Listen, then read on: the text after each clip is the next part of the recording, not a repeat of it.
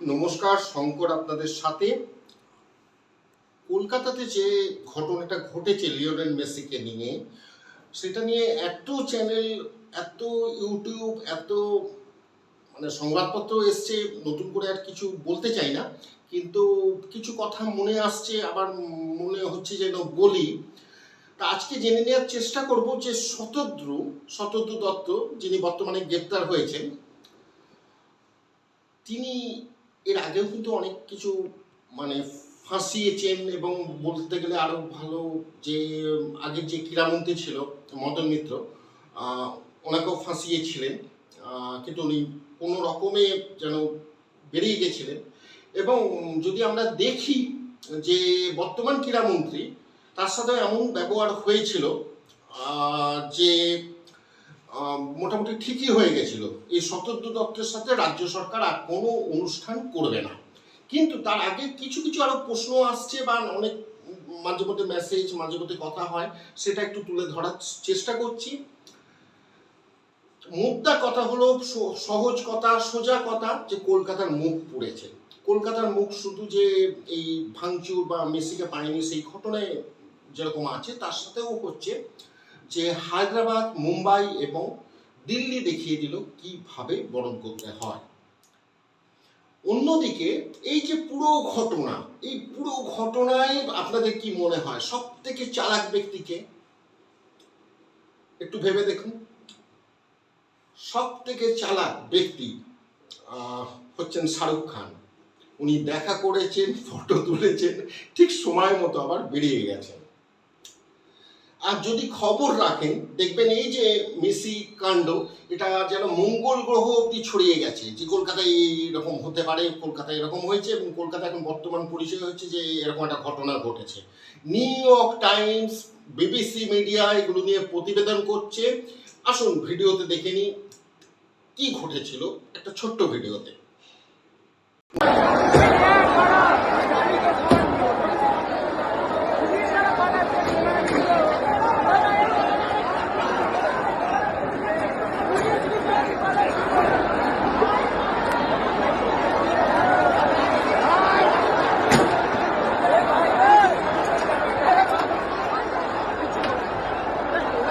শতদ্রু দত্ত যবে থেকে ঠিক করে সেটাখানে ফাইনাল হয়ে গেল যে মেসি আসবেন, তার কিন্তু আর মাটিতে পা পড়ছিল না।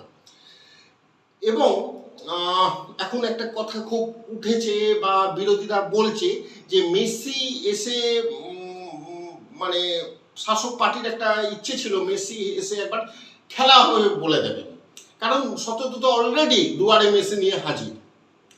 কিন্তু সেটা নানান কিছু কারণে বা দুর্ভাগ্যবশত হয়নি, এটা বিরোধীদের অভিযোগ। এবং এটা বলতেও খুব দুঃখ লাগে যে অনেকে হয়তো হানিমুনেও যাননি, এমন ঘটনাও এসছে, তারা মেসিকে দেখতে গেছিলেন। এছাড়া তো অনেক দিনের টাকা জমিয়ে মেসিকে দেখতে বেশিরভাগই গেছেন। তা মানুষ যখন বঞ্চিত হলো, তাদের রাগটা প্রতিফলিত হলো, সেটাই আমরা দেখলাম। যেসব ভিডিও, যেসব সোশ্যাল মিডিয়ায় ছড়িয়েছে মেসিকে দিয়ে খেলা হবে বলানো, সেটা আসুন একবার দেখে নিই এবার।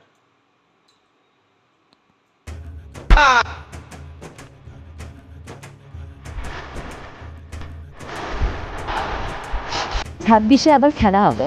খেলা হবে।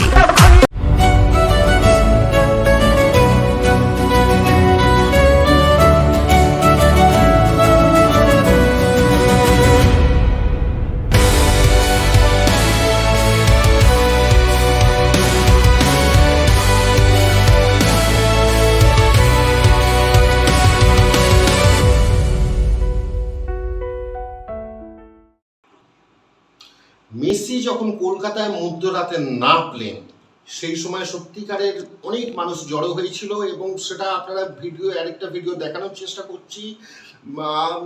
মেসির এক পুরো টিম, একটা ওনার নিজস্ব টিম আছে, তারা যখন নামছে, দর্শকরা একেবারে যেন দেখছে যে মেসি কখন নামবে। কিন্তু মেসিকে যখন দেখতে পেল, কলকাতার যারা সমর্থক, ক্রীড়াপ্রেমী, তারা জানিয়ে দিয়েছিল সেই মুহূর্তে যে আমরা হয়তো ফুটবল ভালো নাও খেলতে পারি, কিন্তু আমরা মেসির সমর্থক হতে বাধা কোথায়? আসুন সেটা একটু দেখে নিই। বাদ ভরা উল্লাস।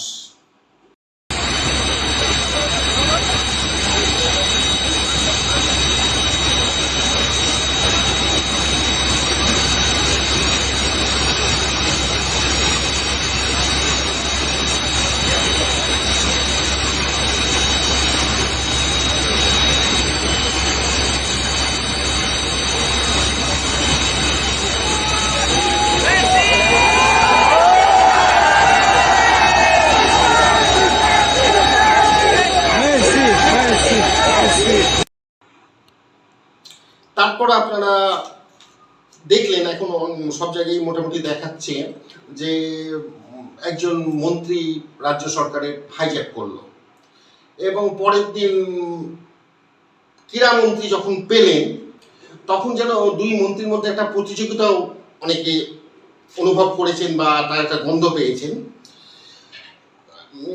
মেসিকে পাওয়ার পর যখন অরূপ বিশ্বাস এমনভাবে জাপতে ধরেছেন, সে অন্তত একবার আমার মনে হয় একজন ক্রীড়ামন্ত্রী, একজন রাজ্য সরকারের ক্রীড়ামন্ত্রী, তার বোঝা উচিত যে একজন বিশ্বমানের যে একজন প্লেয়ারকে আমি ধরছি তিনি কি আনকমফোর্টেবল ফিল করছেন, কিন্তু না, উনি দ্বন্দ্ব বিকশিত করে ফটো তুলেছেন, লোককেও বলেছেন এসো, যারা ওনার চারপাশে সারাক্ষণ থাকেন। এবং হয়তো দেখা যাবে মেসির কেমন লাগছে সেটা কিন্তু উনি জানার একবারও চেষ্টা করেননি। হয়তো অরূপ বিশ্বাসের গায়ের গন্ধ উনি 3-4 বার চান করলেও মেসি যাবে কিনা সন্দেহ, সত্যি কথা। এবং চূড়ান্ত আনকমফোর্টেবল ফিল করেছেন। সেখানে আরেকটা মজার কথা হচ্ছে, আমি প্রতিবেদলাম আরো দুজন খেলোয়াড় ছিলেন মেসির সাথে, রদ্রিগুয়েজ উনি মুখের আঁচড় খেয়েছেন এবং সুয়ারেজ গুঁতো খেয়েছেন, কুনুয়ের গুঁতো। ভাবতে পারছেন যে দাঁত দিয়ে প্রতিপক্ষকে ঘায়েল করে তাকে কলকাতাতে গুঁতো মেরে দিয়েছে, ভাবা যায় এটাও সম্ভব হয়েছে। মেসির নিরাপত্তারক্ষীরা আর দেরি করেননি, মেসিকে নিয়ে বেরিয়ে গেছেন এবং ধৈর্যের সীমা সত্যি ছাড়িয়ে গেছে। ধৈর্যের সীমা আছে না সীমার ধৈর্য আছে, সেটাই এখন বড় কথা বা বড় প্রশ্ন। দর্শকদের ধুরন্ধর 2 যুব ভারতীতে শুরু হয়েছিল এবং অডিয়েন্স ছিলেন পুলিশ।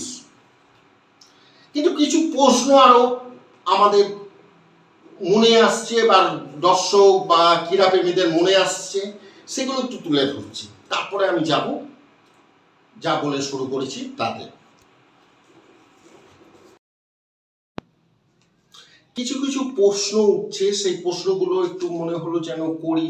এই প্রশ্নগুলো যখন কথা বলছি, যখন হোয়াটসঅ্যাপ মেসেজ পাচ্ছি বা নানান ভিডিও দেখছি, সেগুলো হচ্ছে সাধারণ মানুষের মনে। এরকম যদি আদেকলে পানা যদি না করা হতো তাহলে কি খুব খারাপ হতো? অরূপ বিশ্বাস, আপনি মাননীয় ক্রীড়ামন্ত্রী, আপনি আন্ডার-17 ওয়ার্ল্ড কাপ খুব সাফল্যের সাথে করেছেন, কিন্তু সেখানে বিশ্বমানের তারকা ছিল না। যেখানে মনে রাখতে হবে যে কলকাতা যখন পশ্চিমবঙ্গবাসী বাঙালি যখন বিশ্বকাপ হয়, মূলত ভাগ আমরা দেখি আর্জেন্টিনা এবং ব্রাজিলের মধ্যে, এবং মেসি একজন বিশ্বমানের তারকা এবং তিনি খেলার মধ্যে আছেন, তিনি অবসর নেননি। তাকে আনা এবং সামলানো সহজ না, এটা কিন্তু কোনো ক্লাবের পুজো না, এটা মনে রাখতে হবে। এবং ক্রীড়ামন্ত্রী হিসেবে শুধু যে আমি মেসিকে আনলাম তাতে কিন্তু আমাদের ভারতের ফুটবল একটু বিন্দুমাত্র এগোবে না, ফুটবলও যেমন এগোবে না, অন্য খেলাও এগোবে না। আমরা কি একটা যুব ভারতী ছাড়া, যুব ভারতী বামফ্রন্ট আমলে হয়েছিল, কিন্তু যুব ভারতী ছাড়া আমরা কি আর কোনো বিশ্বমানের স্টেডিয়াম করতে পেরেছি? সেটা নিয়ে কি আপনি চিন্তা ভাবনা করেছেন? কোনো উঠতি খেলোয়াড়কে কি আমরা বিদেশি ট্রেনিংয়ে পাঠাতে পেরেছি? পারিনি। ফুটবলে আমাদের হাল, ফুটবলে বাঙালি শ্রেষ্ঠ ছিল, মোটামুটি কাছে যেত গোয়া, কেরল, কিন্তু এখন আর আমাদের মান নেই। আমরা যে সুপার প্রিমিয়ার লিগ হয় তাতে কিন্তু বিদেশিরাই কামাল করে চলে যাচ্ছে। ঠিক আছে, সেটার দিকে একটু যদি আপনারা ধ্যান দেন তাহলে আমার মনে হয় ভালো হয়। দ্বিতীয় যে প্রশ্নটা আসছে, দর্শকরা যখন বিরক্ত হয়ে উঠছেন মেসেজ চলে যাওয়ার পর বোতল ছোড়া শুরু হয়েছে, তখন ক্রীড়ামন্ত্রী কেন একবারও কিছু সামলাবার চেষ্টা করলেন না? উনি নির্দিষ্ট নিরাপত্তা রক্ষী নিয়ে বেরিয়ে গেলেন, ওনার একবার সামলানোর চেষ্টা করতে পারতেন না? হয়তো মেসিকে বলার চেষ্টা করতে পারতেন যে উনি তো সারাক্ষণ ধরে ছবি তুললেন, তা ওনারই বলা ভালো ছিল যে একটু যদি থেকে যায়, একটু যদি দুটো বল মারে। কিন্তু আপনি নিরাপত্তা রক্ষী নিয়ে বেরিয়ে গেলেন, তখন কিন্তু যুব ভারতী স্টেডিয়াম আস্তে আস্তে বিরক্ত হয়ে দর্শকদের যে রিয়াকশন সেটা কিন্তু ফুটে উঠছে। তৃতীয় যে প্রশ্নটা থাকছে যে এইরকম হাই ইভেন্টে প্রত্যেক মিনিট টু মিনিট যাকে বলা হয় প্রোগ্রাম শিডিউল থাকে, এবং যে বেসরকারি সংস্থায় আনুক, যে প্রাইভেট সংস্থায় আনুক, যে ব্যক্তিগত উদ্যোগে আনুক, কিন্তু যখন এরকম বিশ্বমানের তারকা আসে তিনি সরকারের অতিথি হন এবং সরকার তার পুরো দায়িত্ববান নেয়। তা আপনি জানতেন না? আপনি তাহলে মাঠে ঠিক সময় পৌঁছে গেলেন কি করে যদি কিছুই জানতেন না? আর মাটি বা সারাক্ষণ সাথে থাকলেন কি করে যখন মানে ক্রীড়ামন্ত্রী এমন বলেছেন যে উনিও অতিথি ছিলেন, তাহলে আপনি অতিথি হয়ে সারাক্ষণ কাটালেন কি করে? প্রশ্ন এখানে মাথায় রাখতে হবে যে শতদ্রু দত্তের মাথায় কিন্তু অনেকগুলো ঘাড়ে মাথা নেই যে তিনি ক্রীড়ামন্ত্রীকে সরিয়ে দেবেন, যে আর থাকবেন না, হতে পারে কখনো। 4 নম্বর, মুখ্যমন্ত্রী আসা অবধি আপনি অপেক্ষা করতে পারলেন না? হায়দ্রাবাদ, মুম্বাই, কিন্তু মুখ্যমন্ত্রী শুরু থেকেই ছিলেন এবং নিরাপত্তারক্ষীও কঠোর ছিল। 5 নম্বর, স্টেডিয়ামে যারা কড়া মূল্যে 20 টাকার জলের বোতল 200 টাকায় বিক্রি করেছে, যারা চিপস 10 টাকার চিপস, 20 টাকার চিপস সেগুলো অতি উচ্চ মূল্যে বিক্রি করেছে, তারা কাদের লোক সেটাও তদন্ত করুক। শুধু শতদ্রু দত্ত দোষ করেছে, কিন্তু শতদ্রু দত্তকে শুধু দোষ দিয়ে লাভ নেই, সেটা কেন তদন্ত আওতায় আসছে না? আর আরেকটি প্রশ্ন মাথায় আসছে যে আমাদের নির্দেশক রাজ চক্রবর্তী, ওনার ওয়াইফ হচ্ছেন শুভশ্রী, উনিও ছবি তুলেছেন এবং সেটা নিয়ে অনেকে বিরক্তি প্রকাশ করেছে, সোশ্যাল মিডিয়া নানান কিছু মন্তব্য এসেছে। রাজ চক্রবর্তী একটা উক্তি দিয়েছেন যে শাহরুখ খান ফটো তুলতে পারেন, শুভশ্রী কেন পারে না? উনি হয়তো ওনার সেলিব্রিটি ওয়াইফ উনি ভুলে গেছেন, শাহরুখ খান আর শুভশ্রী তফাৎ অনেক আছে। যারা দেখছেন তারা নিশ্চয়ই বুঝতে পারবেন কি বলতে চেয়েছি। আসলে কি জানেন, এই রাজনীতিতে কয়েকটা সিরিয়াল করলে বা কয়েকটা সিনেমা করলে টিকিট পাওয়া, রাজনীতির টিকিট পাওয়া এত সোজা হয়ে গেছে যে মানুষ হয়তো ভুলে যায় তারা বাংলার বাইরে তাদের কেউ চেনে না। তারা হয়তো 10 মিনিট একটা ইংরেজিতে বক্তৃতা দিতে পারবে কিনা সেটা সন্দেহ, কিন্তু তারা রাজনীতির টিকিট পেয়ে যাচ্ছে সৌজন্যে নানান রাজনৈতিক দল এবং শাসক দল তো আছেই। তা তুলনাটা না করলেই ভালো ছিল, আরো হাস্যকর হয়ে গেল যে শাহরুখ খান তুলতে পারেন কেন শুভশ্রী পারেন না। যুব ভারতীর এই ঘটনায় কেলেঙ্কারির জনতার কাঠগড়ায় অলরেডি ক্রীড়ামন্ত্রী অরূপ বিশ্বাস। পরিস্থিতি এতটাই জটিল যে ক্রীড়ামন্ত্রীর ইস্তফা নিয়েও নানান গুঞ্জন শোনা যায়, শুরু হয়েছে। পাশাপাশি তার সঙ্গে তুলনা হয়েছে প্রাক্তন ক্রীড়ামন্ত্রী মদন মিত্রের, যার আমলে যুব ভারতীতে ফিফার ফ্রেন্ডলি ম্যাচ খেলতে এসেছিল লিওনেল মেসি সহ আর্জেন্টিনা, খেলতে এসেছিল ব্রাজিলের অলস্টার। কিন্তু দ্বিতীয় ম্যাচটির সময় অর্থাৎ ব্রাজিলের অলস্টার তাদের যে ম্যাচটি ছিল সেই সময় কিন্তু শতদ্রু দত্ত মদন মিত্রকেও গোল খাইয়ে দিয়েছিলেন। হ্যাঁ, পরিস্থিতি এমনই পর্যায়ে গিয়েছিল যে চুক্তি ভঙ্গের দায়ে তৎকালীন ক্রীড়ামন্ত্রী গ্রেপ্তারও হতে পারতেন।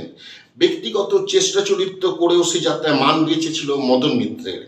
সেই ঘটনা প্রশাসন এবং রাজনীতির অন্দরের অনেকেই জানেন। যুব ভারতীর কেলেঙ্কারির পরে সেই ইতিহাস ঘুরে আসছে ওয়াকিবহাল মহলে। মদনবাবু অবশ্য মুখে কুলুপ এঁটেছেন, 2-3 লাইনের মন্তব্য করেছেন, তার মধ্যে বিস্ফোরক কিছু নেই। স্বাভাবিক, তৃণমূলের অন্দরে মদন মিত্রের অবস্থান এখন খানিকটা নড়বড়ে, মন্ত্রিত্ব নেই বর্তমানে। এই পরিস্থিতিতে বিতর্কিত কিছু বললেও সে অবস্থান আরও দুর্বল হবে মদনবাবু, তাই বিস্তারিত মন্তব্য এড়িয়ে যাচ্ছেন। কিন্তু 13 বছর আগের ঘটনা এখন লোকমুখে আবার ঘুরতে শুরু করেছে, ঘুরছে। তখন যারা ক্রীড়া দপ্তরে কাজ করতেন তাদেরও ঘনিষ্ঠ মহলে সেই ঘটনা বলছে 13 বছর আগে 2012 সালে শতদ্রুর উদ্যোগেই কলকাতায় এসেছিল ব্রাজিল অলস্টার। সেই দলে ছিলেন 1994 সালের বিশ্বকাপ জয়ী ব্রাজিলের দলের 7 খেলোয়াড় ছিলেন অধিনায়ক ডুঙ্গা, বেবেতো, মাউরো সিলভা, ব্র্যাঙ্কো, তাদের মতো ফুটবলার। 2002 বিশ্বকাপ জয়ী দলেরও জনা 3 সদস্য ছিলেন সেই দলে। তাদের বিরুদ্ধে প্রাক্তন ভারতীয় ফুটবলারদের প্রদর্শনী ম্যাচ ছিল যুব ভারতীতে। সেই ম্যাচেও প্রায় 50,000 লোক হয়েছিল। অধিকাংশ দর্শকই টিকিট খেলে খেলা দেখতে এসেছিলেন। ম্যাচ ছিল এমনই ডিসেম্বর মাসের 8 তারিখে। যুব ভারতীর গ্যালারি প্রায় ভরে গেছিল, কিন্তু দেখা যায় নির্ধারিত সময়ে ব্রাজিল অলস্টার যুব ভারতীতে আসেনি। ওদিকে প্রশাসনের উচ্চ মহল থেকে ক্রীড়ামন্ত্রীর কাছে ফোন গেছিল যে ব্রাজিল অলস্টার টিম বাইপাসের একটি হোটেল থেকেই বেরোয়নি। ক্রীড়ামন্ত্রী তখন যুব ভারতের নির্দিষ্ট ঘরে বসে তিনিও লক্ষ্য করেন টিম নামছে না। সেই সময় তার কাছে আরও দিক থেকে খবর আসা শুরু হয়, পরিস্থিতি হাতের বাইরে চলে যাচ্ছে। তখন তিনি জানতে পারেন যে শতদ্রু দত্ত নাকি এমন একটা কথা বলেছেন যে ক্রীড়ামন্ত্রী দায়িত্ব নিয়েছেন এবং 2 কোটি টাকা বকেয়া আছে ব্রাজিল অলস্টারে, ক্রীড়ামন্ত্রী ওটা দেখবেন। ক্রীড়ামন্ত্রী সেই প্রথম শুনেছিলেন এবং উনি নিজের উদ্যোগে, কারণ তখন কিন্তু এই রাজ্য সরকারের বয়স ছিল 1.5 বছর, কোনো খারাপ কিছু না হয়, একটা বদনাম না হয়, তিনি ব্যক্তিগত উদ্যোগে কিন্তু এই টাকার ব্যবস্থা করেছিলেন এবং শতদ্রু দত্তকে ডেকে জানতে চান উনি কি হয়েছে। শতদ্রু বলেন যে চুক্তি অনুযায়ী ব্রাজিল দলের ভারতীয় মুদ্রায় 2 কোটি টাকা বকেয়া আছে, সেই টাকা না পেলে টিম হোটেল থেকে মাঠেই আসবে না, আর মাঠে নামার তো প্রশ্নই নেই। তখন অথই জলে পড়েন। এরকম যদি হঠাৎ কেউ শোনে, ক্রীড়ামন্ত্রী অর্থই জলে পড়েন। একদিকে হচ্ছে রাজ্যের সম্মান, অন্যদিকে হচ্ছে চুক্তিভঙ্গের বিপদ। কিন্তু সেই দিনটা আবার ছিল রবিবার, ফলে ভারতীয় মুদ্রাকে বিদেশি মুদ্রায় পরিবর্তন করার উপায় ছিল না। শেষ পর্যন্ত মদন মিত্রের মৌখিক প্রতিশ্রুতিতেই ব্রাজিল অলস্টার মাঠে নামতে রাজি হয়। কিন্তু তারা একটা কথা বলেছিল যে যতক্ষণ আমরা টাকা না পাবো আমরা কিন্তু ঘাঁটি গেড়ে ভারতেই বসে থাকবো। কিন্তু মদন মিত্রের ব্যক্তিগত উদ্যোগ এবং তাদের সাথে কথোপকথন এবং তিনি দায়িত্ব নেওয়ার পরে তারা মাঠে নেমেছিল। তারপর থেকে মদন মিত্র কিন্তু বুঝে গেছিলেন শতদ্রু দত্ত কি করতে পারে। তিনি আর কোনো সম্পর্ক বা সংস্রব রাখার চেষ্টা করেননি। বর্তমান ক্রীড়ামন্ত্রী অরূপ বিশ্বাস উনিও ওয়াকিবহাল ছিলেন। একটা ঘটনা নিয়ে কেউ কিচ্ছু বলছেন না, আমার মনে হলো সেই জায়গাটা একটু বলা দরকার। মেসি, অনেকের মনে হয়তো প্রশ্ন আসছে যে অরূপ বিশ্বাস বর্তমান ক্রীড়ামন্ত্রীর সাথে শতদ্রু দত্তের সম্পর্ক কেমন। শতদ্রু দত্তের মতো মানুষকে কোনো ইভেন্ট করতে হলে সমাজের একেবারে উচ্চ স্তরেও হাত রাখতে হয়, সেটা অস্বীকার করে লাভ নেই। ক্রীড়ামন্ত্রীর সাথে যথেষ্ট ভালো, সেটা নিয়েও কোনো সন্দেহ নেই। আমরা যখন মেসির সাথে ছবি তুলেছেন ক্রীড়ামন্ত্রী, উনি ঘটনাটা ঘটে যাওয়ার পর বলছেন আমি গেস্ট হিসেবে গেছিলাম। তা গেস্ট হিসেবেও তো একেবারে প্রথম সারির গেস্ট। কিন্তু যেটা কেউ বলছেন না সেটা হচ্ছে ক্রীড়ামন্ত্রী চটে গেছিলেন। সেটা কি কারণে? সেটা হচ্ছে 24 ঘন্টা আগে ক্রীড়ামন্ত্রীকে শতদ্রু দত্ত 4 ঘন্টা যুব ভারতীতে অপেক্ষা করিয়েছিলেন। শুধু অপেক্ষাই না, যখন ক্রীড়ামন্ত্রী ফোন করছেন শতদ্রুবাবু তা ধরছেন না, শতদ্রুবাবুর তো পাই মাটিতে পড়ছে না, তখন মেসি আসছে কলকাতা না, তা তখনই ক্রীড়ামন্ত্রী ঠিক করে নিয়েছিলেন এবং বলেওছিলেন শতদ্রু দত্তকে যে এটাই কিন্তু মোটামুটি শেষ প্রোগ্রাম, আর ভবিষ্যতে কিচ্ছু হবে না।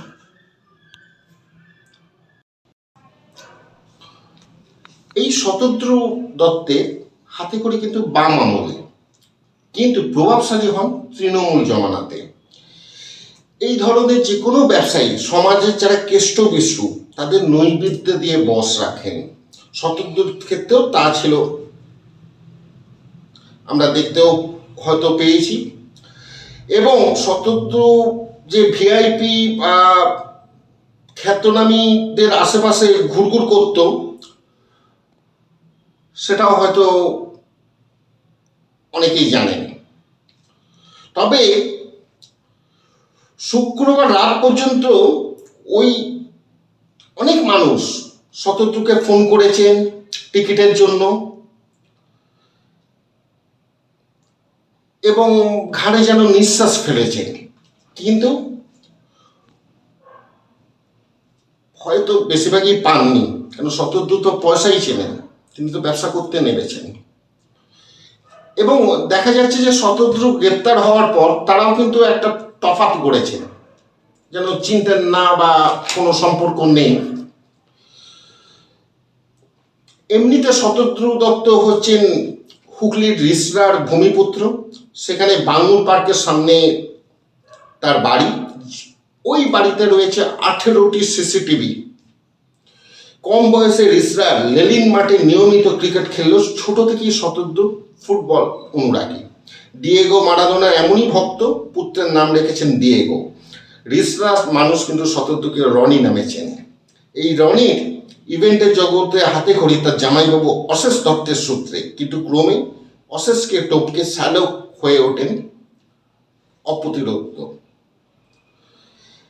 অন্যদিকে তার ঘনিষ্ঠতা বাড়তে থাকে এবং আমাদের মহারাজা অর্থাৎ সৌরভ গাঙ্গুলির সাথেও তার ঘনিষ্ঠতা আছে। শনিবার যুব ভারতীতে মেসি সফরেও সৌরভও আমন্ত্রিত ছিলেন, তবে দর্শক ক্রোধের চোটে তিনি মেসির কাছাকাছি পৌঁছতে পারেননি। সৌরভ ঢোকার আগেই মেসি বেরিয়ে গিয়েছিলেন। রিসরা শতদ্রু কৈশোরের যে বন্ধু মহল, সেখানে তিনি প্রায়শই একটা কথা বলতেন যেটা এখন কান পাতলে শোনা যায়, আমি রিসরা থেকে রিও মানে Rio de Janeiro Brazil daily প্যাসেঞ্জারি করতে পারে, কিন্তু তিনি আর এখন ডেইলি প্যাসেঞ্জারি করছেন না। তিনি আপাতত পুলিশের হেফাজতে এবং সেখানে আরও কিছুদিন তাকে থাকতে হবে। এবং তার আত্মীয় অনুরাগীরা বলেন, বন্ধু বান্ধবরা বলেন, ওয়ান ম্যান আর্মি, একাকী সৈন্যের অবস্থা কিন্তু এখন পুলিশের হাজতে। ভবিষ্যৎ সময়ই বলবে কি হতে চলেছে। এবং একটা তদন্ত কমিটিও গঠন হয়েছে প্রাক্তন বিচারপতিকে দিয়ে, তার দিকে আমরা চোখ রাখছি, আমরা দেখতে থাকবো, আপনারাও দেখতে থাকবেন। সবাই ভালো থাকবেন, সুস্থ থাকবেন, এই জানিয়ে আজকে শেষ করছি। নমস্কার, শঙ্কর, জয় হিন্দ।